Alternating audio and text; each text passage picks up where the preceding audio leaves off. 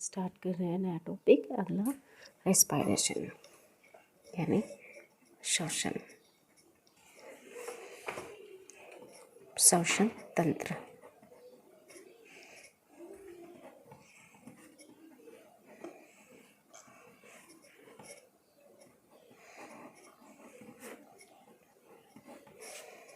ठीक है, तो देखिए सभी जीव हैं, लगभग जो जीवों में श्वसन होता है वो ऑक्सीश्वसन होता है। क्यों? क्योंकि सभी जीवों में लगभग माइटोकॉन्ड्रिया पाया जाता है, लेकिन कुछ जीव ऐसे होते हैं जिनमें ऑक्सीश्वसन न होकर अनॉक्सीश्वसन होता है, जैसे ब्लू ग्रीन एल्गी हैं और क्या है, जो सूक्ष्म जीव है उनमें बैक्टीरिया है, उनमें क्या होता है अनाक्षीश्वसन होता है। मनुष्य की आरबीसी है उसमें भी क्या होता है अनाक्षीश्वसन होता है। तो देखते हैं कि जो अब अपन देखते हैं कि श्वसन कहते किसे हैं। ठीक है, तो भोजन के ऑक्सीकरण से रासायनिक ऊर्जा के निर्माण की क्रिया को ही क्या कहते हैं, श्वसन कहते हैं। और श्वसन क्या होती है? श्वसन एक जैव रासायनिक क्रिया होती है और ये ऊष्माक्षेपीय अभिक्रिया है। और श्वसन के दौरान जो ऊर्जा निकलती है किसके रूप में निकलेगी? एटीपी की फॉर्म में निकलती है। वही क्या होती है, इसकी ऊर्जा होती है और उसी ऊर्जा को क्या कहते हैं, मुद्रा कहते हैं। तो जैसे भी कोई भी भोजन है जो अपने भोजन लिया अपने शरीर में, जैसे किस फॉर्म में लेंगे, ग्लूकोज के फॉर्म में लेंगे, जैसे C6H12O6।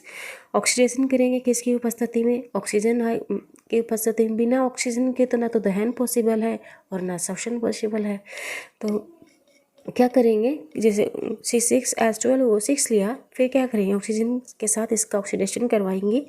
ठीक है, और ये क्या है, एक अपचयी अभिक्रिया है, यानी अपचयी अभिक्रिया है, कैटाबॉलिक रिएक्शन है ये। ठीक है ना, तो ये ऊष्माक्षेपीय अभिक्रिया भी है और ये माइटोकॉन्ड्रिया में कंप्लीट होती है और दूसरी साइटोप्लाज्म में कंप्लीट भी होती है। क्यों?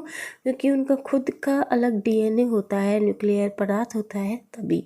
तो इनसे जो पदार्थ बनते हैं जैसे CO2, H2O और एनर्जी किस फॉर्म में होगी? केमिकल एनर्जी के फॉर्म में होगी। तो केमिकल एनर्जी के फॉर्म में क्या होगा? एटीपी होगा, एडिनो ट्राइफॉस्फेट। ठीक है ना, फॉस्फेट के 3 अणु होते हैं। तो देखते हैं, लिखते हैं, भोजन के ऑक्सीकरण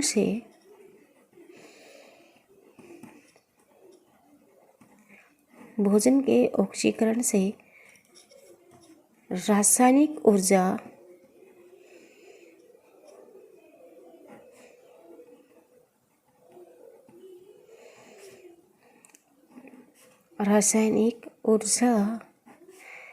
के निर्माण की क्रिया श्वसन कहलाती है।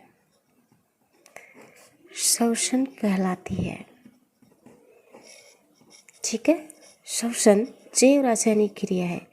श्वसन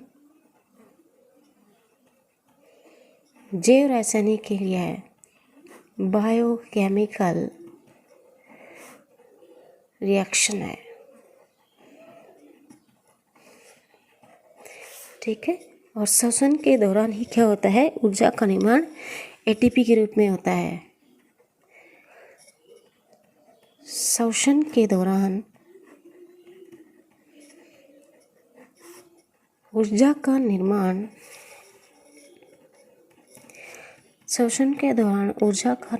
एटीपी की फॉर्म में होता है। Adeno triphosphate.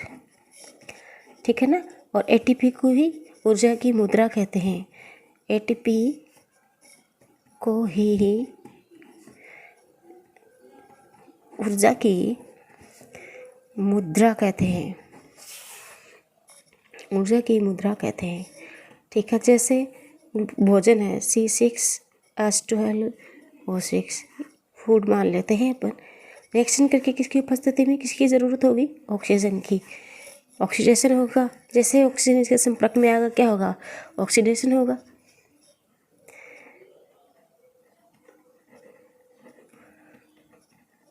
ठीक है, और ये कैटाबॉलिक रिएक्शन है।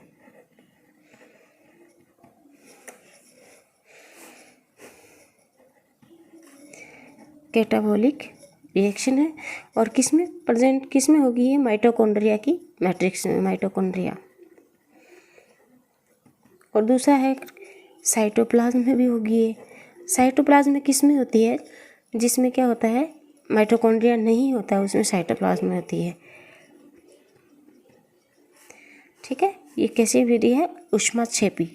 इसमें क्या बनेंगे? CO2, H2O और एनर्जी। एनर्जी किस फॉर्म में बनेगी? ATP की फॉर्म में।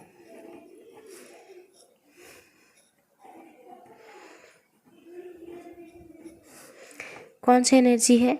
Chemical energy. ठीक है, क्या होता है, ये जो रेस्पिरेटरी सिस्टम है, ये रेस्पिरेटरी सबस्ट्रेट है जो बना है अपना, किस किस का करता है ये? जैसे कार्बोहाइड्रेट का भी करता है, फैट का भी करता है, प्रोटीन का। सबसे पहले किसका ऑक्सीडेशन करता है? ये फूड है।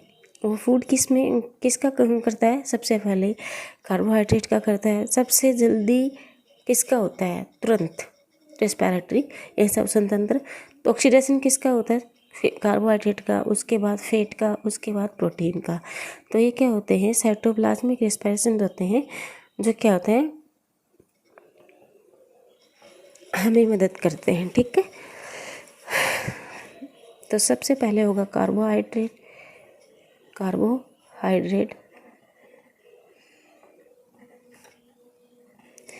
उसके बाद फैट का, उसके बाद क्या होगा? प्रोटीन का। दोनों ही एब्सेंट होते हैं तो किसका ऑक्सीडेशन हो जाएगा? प्रोटीन का।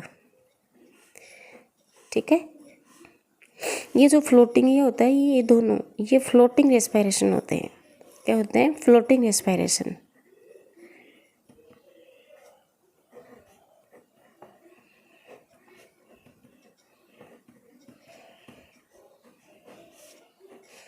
नॉर्मल फेज है ये। ठीक है, और ये प्रोटीन वाला है, ये किस में होता है? साइटोप्लाज्मिक रेस्पिरेशन में होता है।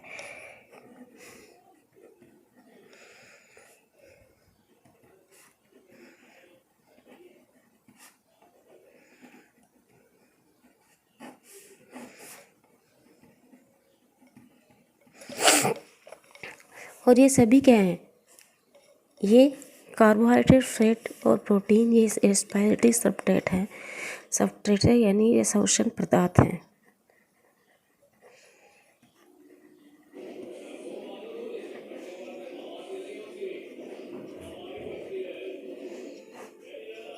ठीक है ना। अब देखते हैं श्वसन और दहन क्या होता है। श्वसन और दहन दोनों में ही क्या होता है?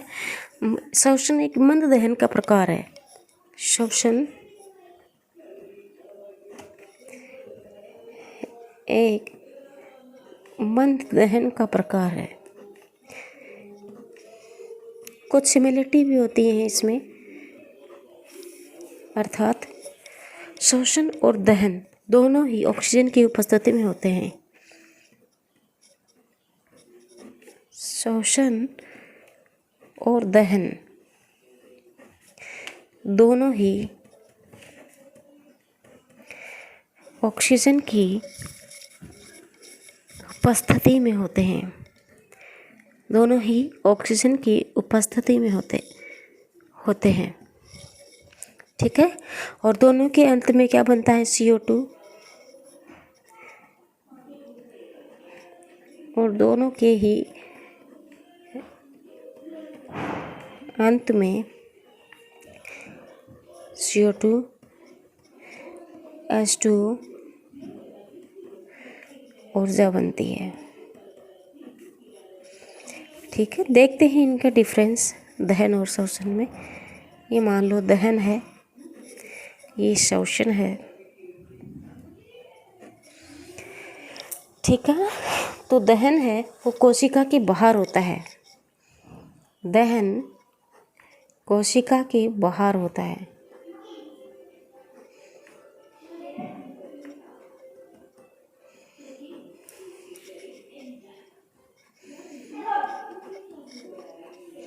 ठीक है, श्वसन है वो कोशिका के भीतर होता है।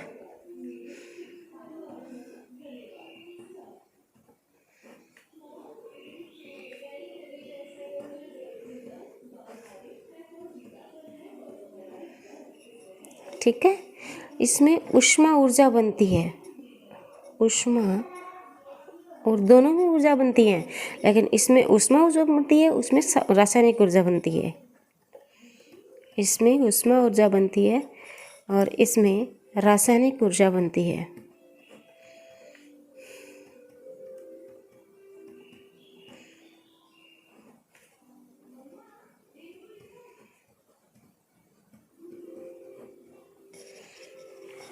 ठीक है, ये नियंत्रित क्रिया है, मतलब इसका कंट्रोल होता है कि कितने टाइम तक होगी।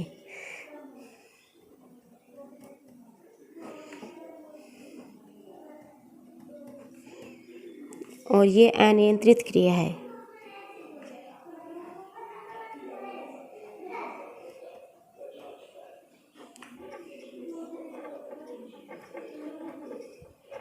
ठीक है, इसमें ताप बढ़ता है, इसमें ताप क्या होता है, बढ़ता है,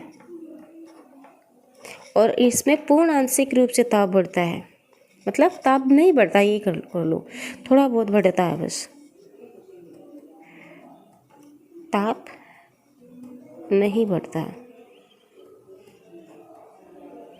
ठीक है, अर्थात जैविक ईंधन का जलना ही क्या कहलाता है, शोषण कहलाता है। जैविक ईंधन का जलना ही शोषण कहलाता है। जैविक ईंधन का जलना ही शोषण कहलाता है। एटीपी बनते हैं इसमें। ठीक है, कोई भी ईंधन चलता है इसमें, तो कोई भी ईंधन का जलना, ठीक है, एटीपी का निर्माण नहीं होता, एटीपी का निर्माण नहीं होता।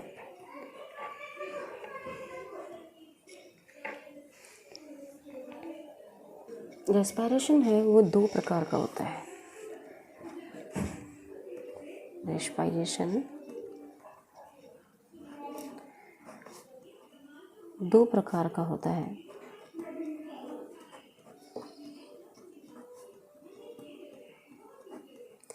एक होता है ऑक्सीशोषण और दूसरा होता है अनॉक्सीशोषण, अर्थात वायवीय श्वसन और अवायवीय श्वसन। अपन देख लेते हैं, इसमें डिफरेंस देख लेते हैं। ठीक है, ये है ऑक्सीशोषण।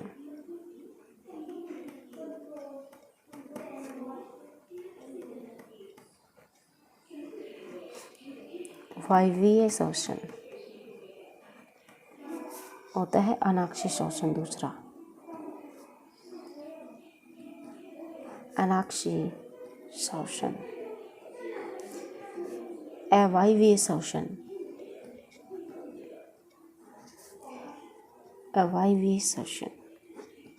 ठीक है, अक्षीय श्वसन में ऑक्सीजन की आवश्यकता पड़ती है, इसमें ऑक्सीजन की आवश्यकता पड़ती है। ऑक्सीजन की आवश्यकता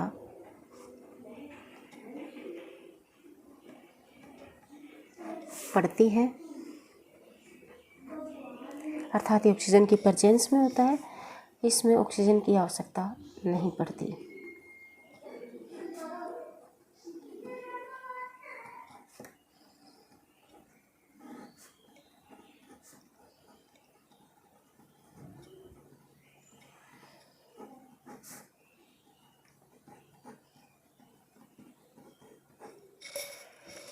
ठीक है, इसमें जो भोजन है उसका पूर्ण ऑक्सीकरण होता है। इसमें भोजन का पूर्ण ऑक्सीकरण होता है। भोजन मतलब ग्लूकोज। भोजन का पूर्ण ऑक्सीकरण होता है, जिससे क्या बनते हैं, CO2, H2 और ATP, जिससे CO2, ये क्वेश्चन आया हुआ भी है। श्वसन की क्रिया के दौरान कौन से उत्पाद बनते हैं? आरपीएससी सेकंड ग्रेड में ऊर्जा बनते हैं। और इसमें भोजन का अपूर्ण ऑक्सीकरण होता है। इसमें भोजन का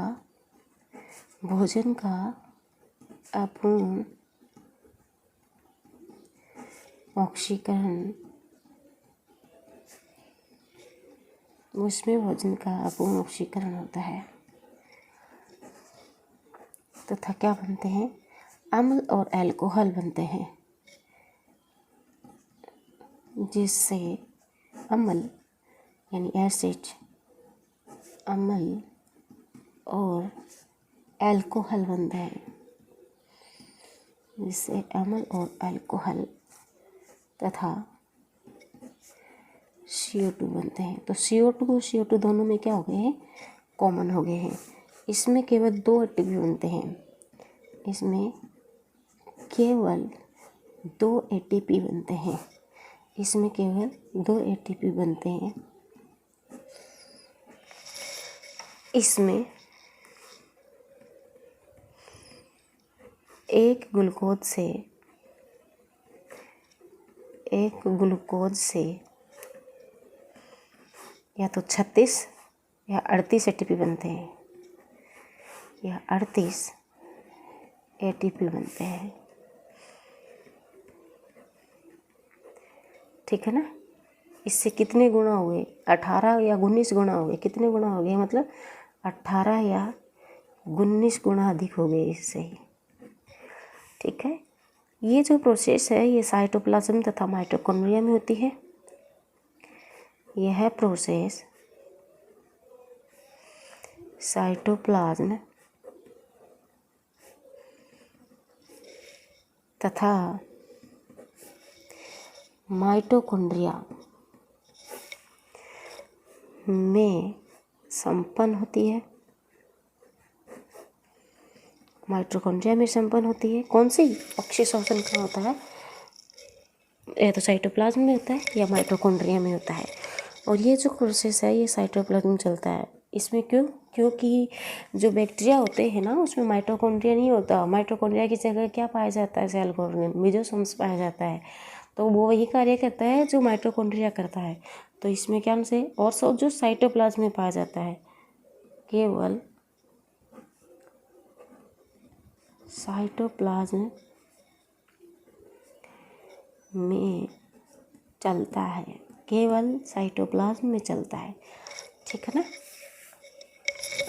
ये जो श्वसन है ये अधिकांश जीवों में होता है। यह है अधिकांश मतलब मैक्सिमम। अधिकांश आप में और मुझ में भी जो ऑक्सीजन हो रहा है वो अभी तक ऑक्सीश्वसन नहीं हो रहा है। ठीक है? अधिकांश जीवों में होता है। ठीक है? और ये है क्या, कहाँ कहाँ होता है? ठीक है, देखो ये हमारी आरबीसी में होता है। यह हमारी आरबीसी में, हमारी रेखित पेशी में, हमारी रेखित पेशी में, हमारी रेखित पेशी में, बैक्टीरिया में,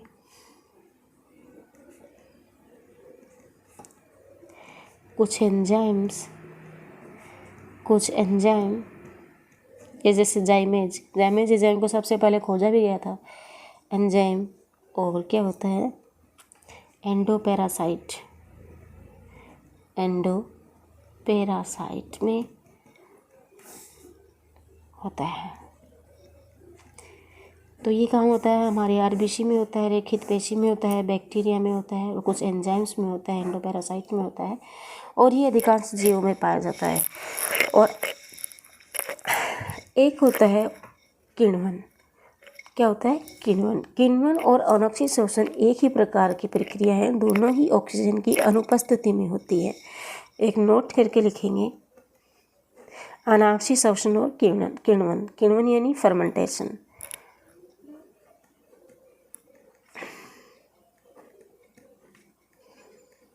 अनाक्षी श्वसन तथा किण्वन दोनों ऑक्सीजन की अनुपस्थिति में होते हैं। दोनों क्या होते हैं? ऑक्सीजन की एब्सेंस में होते हैं। दोनों ही ऑक्सीजन की एब्सेंस में होते हैं और दोनों ही के अंत में क्या बनते हैं? अम्ल और अल्कोहल बनते हैं। ये तो दोनों में थी क्या कॉमन। दोनों ही के अंत में अम्ल तथा अल्कोहल बनते हैं। अल्कोहल बनते हैं। अब देखते हैं दोनों में डिफरेंस क्या होते हैं, मतलब अंतर। इधर तो लिखते हैं आपका अनाक्षी शोषण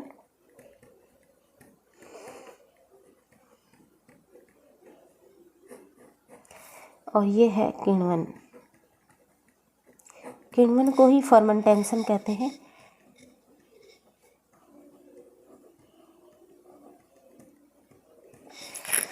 ठीक है, ये है साइटोप्लाज्म में होती है। ये कहाँ होती है? साइटोप्लाज्म में। ये साइटोप्लाज्म में होता है और ये कोशिका के बाहर होता है। ये कोशिका के बाहर होता है। ठीक है, इसमें एटीपी बनते हैं। किण्वन क्या होते हैं? एटीपी बनते हैं और इसमें एटीपी नहीं बनते।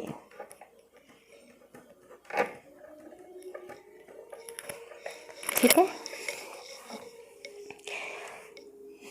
इसमें साइटोप्लाज्मिक एंजाइम भाग लेते हैं। इसमें साइटोप्लाज्मिक एंजाइम भाग लेते हैं। इसमें साइटोप्लाज्मिक एंजाइम भाग लेते हैं और इसमें किण्वनकारी एंजाइम भाग लेते हैं।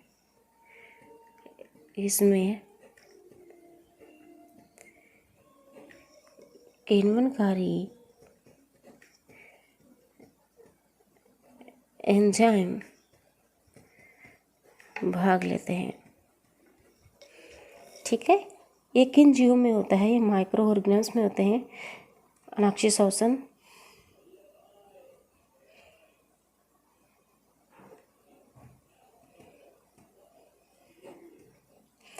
जैसे बैक्टीरिया,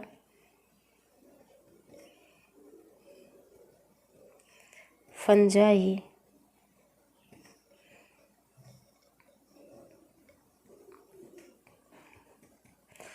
की आवश्यकता होती है और इसमें माइक्रो ऑर्गेनिज्म की कोई आवश्यकता नहीं होती है।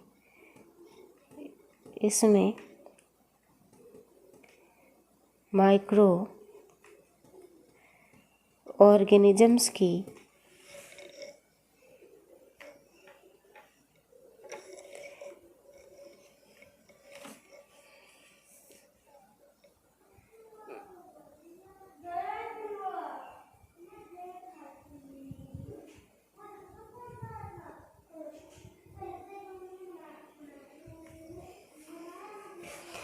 इसमें माइक्रो ऑर्गेनिजम्स की कोई आवश्यकता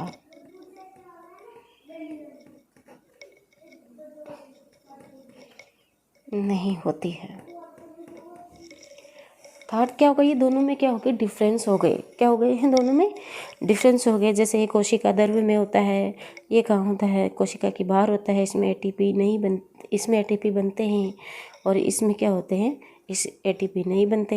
सॉरी, एटीपी बनते नहीं है, एटीपी नहीं बनते। ठीक है, इसमें एटीपी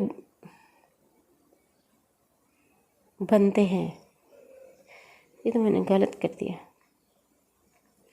इसमें एटीपी बनते हैं और इसमें एटीपी नहीं बनते हैं।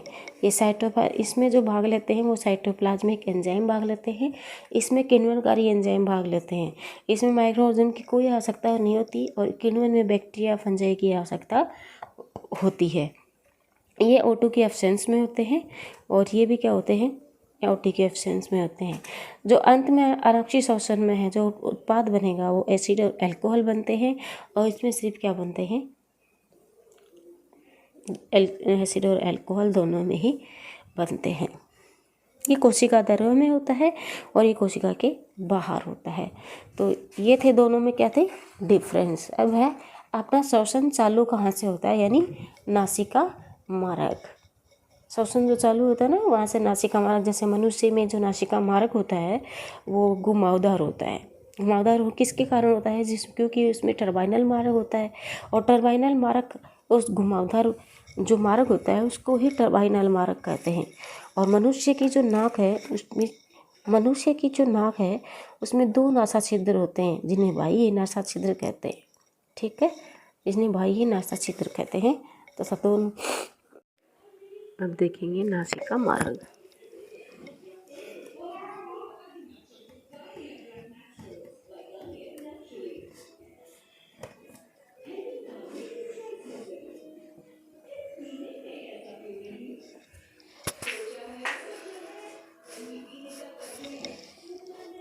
ठीक है, मनुष्य होता है उसमें नासिका मार्ग घुमावदार होता है। हमारी नासिका जो मार्ग है वो घुमावदार होता है, और इस घुमावदार मार्ग को ही क्या कहते हैं, टर्बाइनल मार्ग कहते हैं। और मनुष्य की नाक में 2 छिद्र होते हैं, जिसे बाह्य नासा छिद्र कहते हैं। ठीक है, मनुष्य में नासिका मार्ग घुमावदार होता है। मनुष्य में नासिका मार्ग घुमावदार होता है, जिसे टर्बाइन मार्ग कहते हैं, जिसे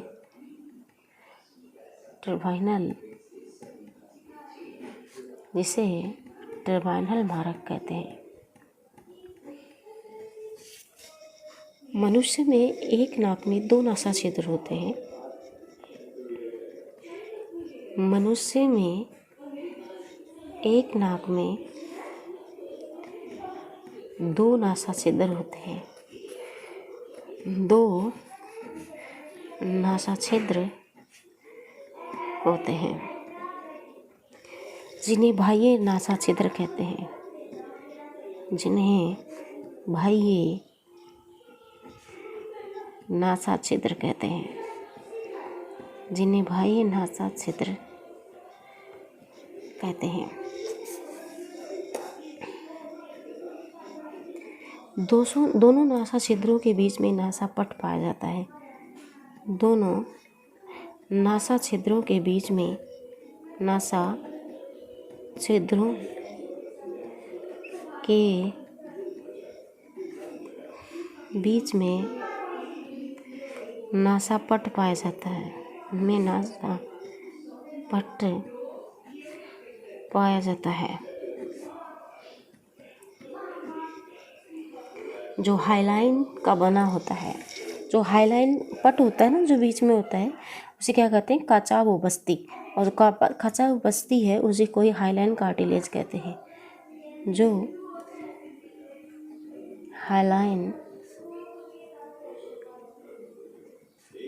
कार्टिलेज, इसी को काचाव बस्ती कहते हैं, का बना होता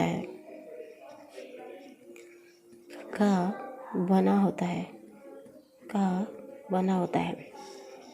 नाक की जो टिप होती है वो इलास्टिन कार्टिलेज की बनी होती है। नाक की टिप इलास्टिन कार्टिलेज की बनी होती है। इलास्टिन कार्टिलेज की बनी होती है। नाक में वाई आकार की वोमर बोन पाई जाती है। नाक में वाई आकार की वोमर बोन पाई जाती है।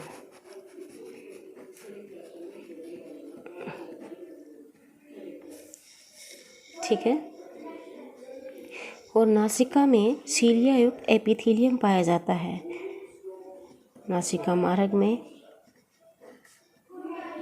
नासिका मार्ग में सीलिया युक्त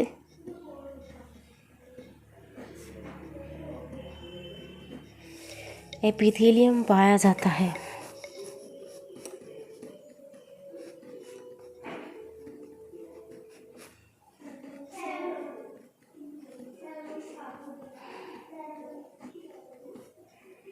जिसमें म्यूकस मेम्ब्रेन होती है।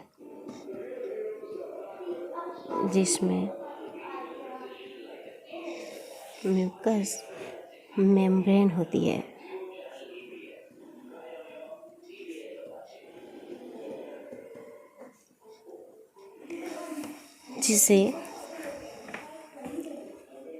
जिसे साइनिडेरियन मेम्ब्रेन कहते हैं। साइनिडेरियन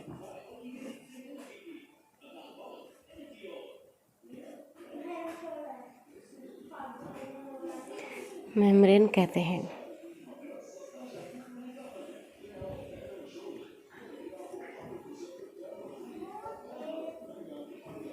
ठीक है। और नासिका मार्ग में ओल्फैक्टरी नर्व होती है। नासिका मार्ग में ओल्फैक्टरी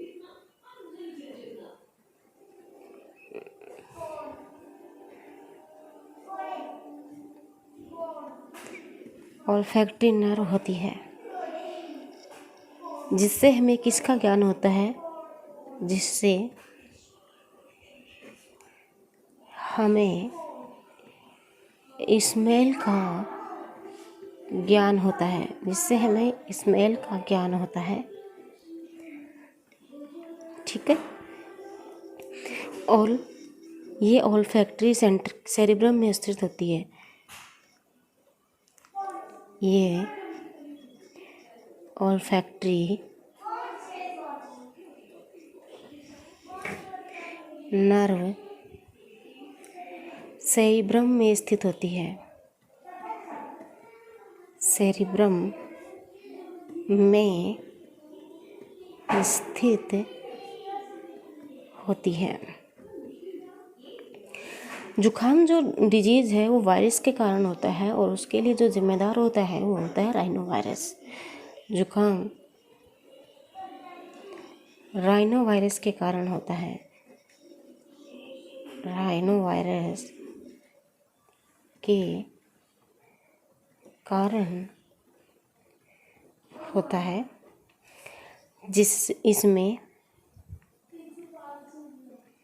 इसमें क्या होती है? म्यूकस मेम्ब्रेन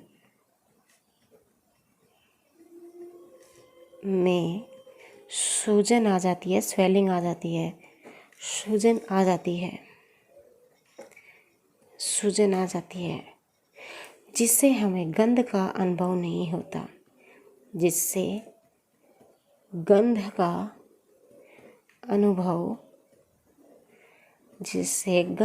अनुभव नहीं होता। नासा मार्ग में नेजल बोन छत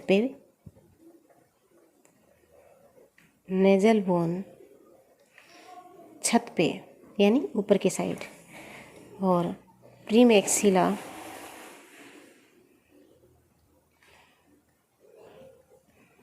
प्रीमैक्सिला बोन मैक्सिला और पैलेंटाइन बोन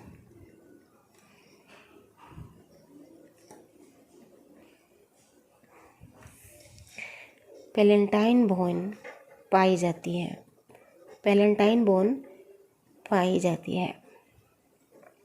ठीक है। नासिका मार्ग ये जो होती है ना, ये तीनों ये फर्श पे पाई जाती है। ये कहाँ पाई जाती है? फर्श पे पाई जाती है। तो नासिका मार्ग अत्यधिक घुमावदार होने के कारण नासिका मार्ग अत्यधिक घुमावदार होने के कारण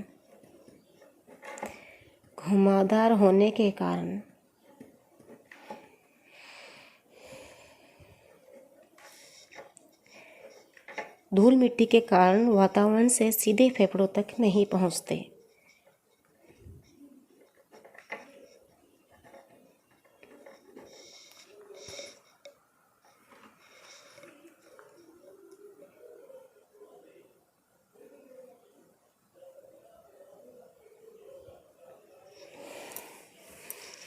धूल मिट्टी के कण वातावरण से सीधे ही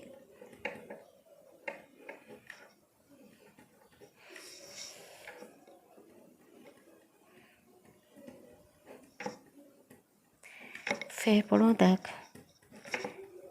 नहीं पहुंचते। हानिकारक जीवाणु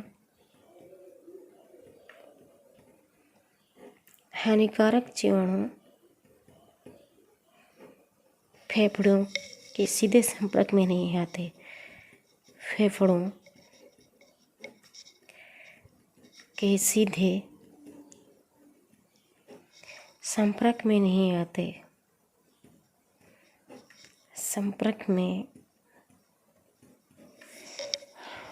आते।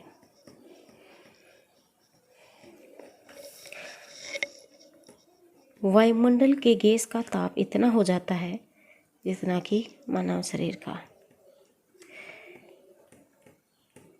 वायुमंडल के गैस का ताप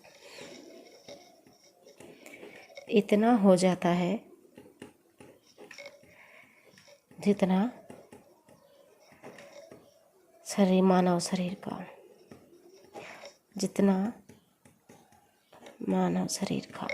कितना होता है? अगर मानव शरीर का फ़ारेनहाइट में देखें तो 98.6 और वैसे 37 डिग्री सेल्सियस यानी 36.9 होता है, तो उसको हम 37 मान सकते हैं। तो ये था तो मतलब नासिका मार्ग। अगला है इसका टॉपिक ग्रसनी। ग्रसनी क्या होता है? फेरिंग्स। तब भोजन और श्वसन के लिए क्या होते हैं? सहमार्ग होते हैं श्वसनी।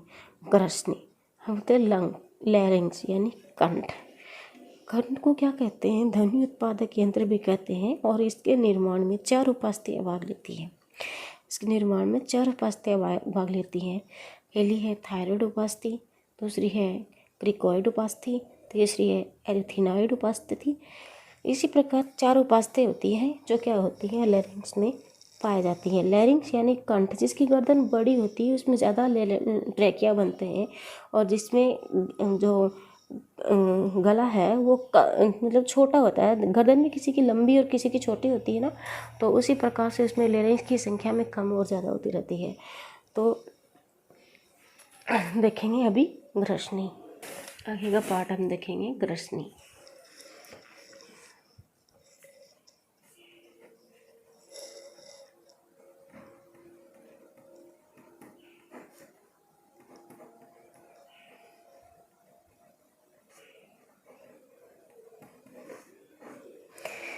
ये भोजन तथा श्वसन के लिए सहमार्ग होता है।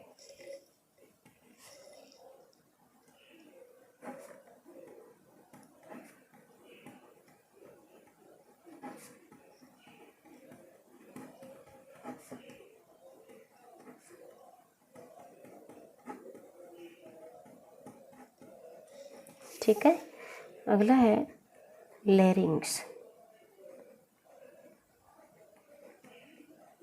लैरिंग्स यानी कंठ। इसे ध्वनि उत्पादक यंत्र भी कहते हैं। कंठ है, इसको ध्वनि उत्पादक यंत्र भी कहते हैं। इसे ध्वनि उत्पादक यंत्र भी कहते हैं।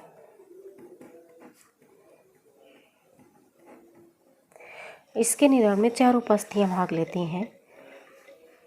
यह है 4 उपास्थियों का बना होता है।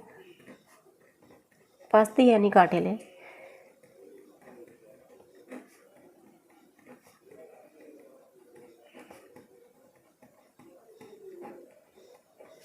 ठीक है, पहली है थायराइड।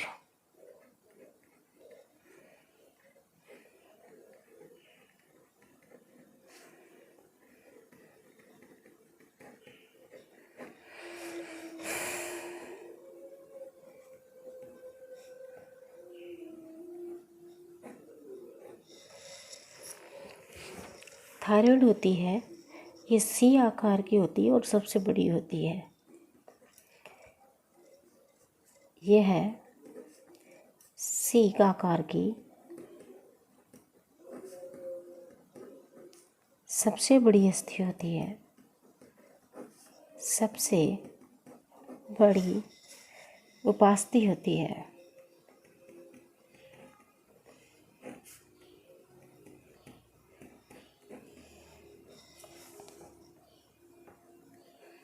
नर में यह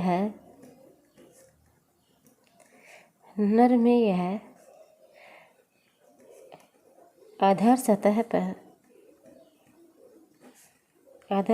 पर फूली हुई होती है।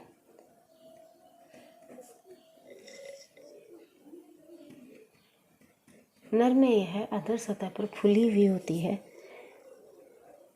जिसे एडम्स एप्पल कहते हैं। जिसे एडम्स एप्पल कहते हैं।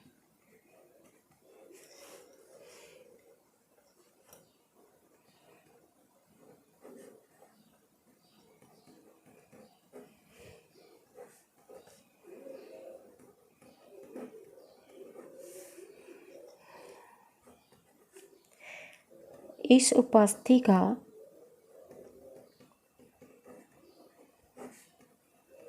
इस उपास्थि तथा आर्थिथेनोइड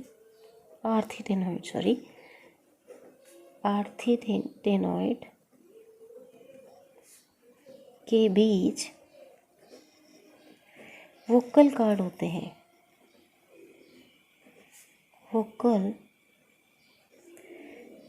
कार्ड होते हैं, ठीक है ना। वोकल कार्ड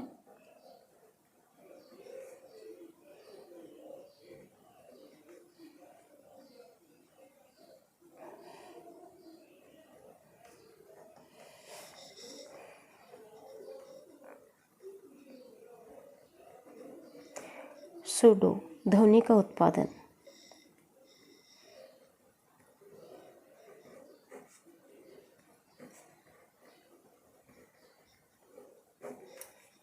ट्रू ध्वनि का उत्पादन।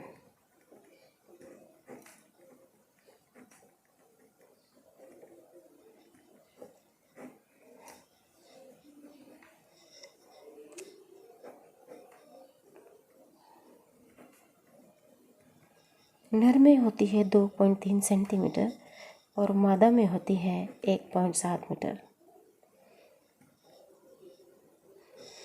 ठीक है, अब दूसरी है मुद्रिका यानी क्रिकॉइड।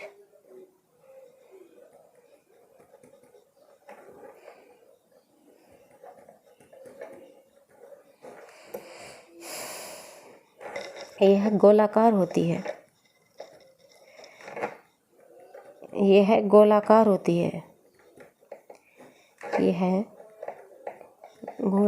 होती है, सीधे ही ट्रैकिया से जुड़ी रहती है।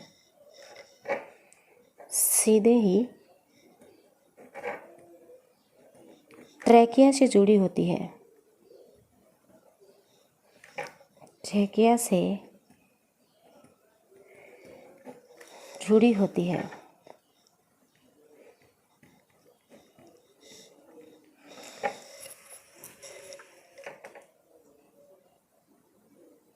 इसका पृष्ठ भाग चौड़ा तथा अधर भाग संकरा होता है। इसका पृष्ठ भाग चौड़ा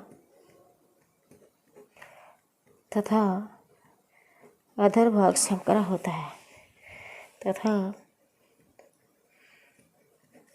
अधर भाग संकरा होता है। अगली है आर्थिनॉइड।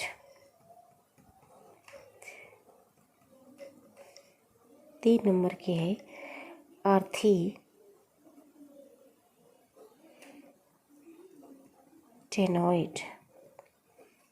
आर्थिटेनॉइड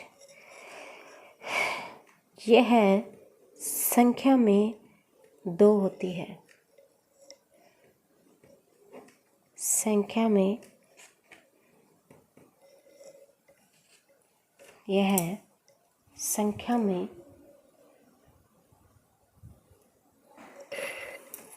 2 होती है। यह संख्या में 2 होती है। ठीक है। इसके अंतिम सिरे तंतुनुमा स्वतंत्र होते हैं। इनके अंतिम सिरे तंतुनुमा स्वतंत्र होते हैं। तंतुनुमा स्वतंत्र होते हैं।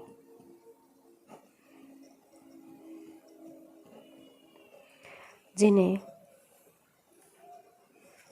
सार्टोनिक उपास्थि कहते हैं। जिन्हें सार्टोनी उपास्थि कहते हैं।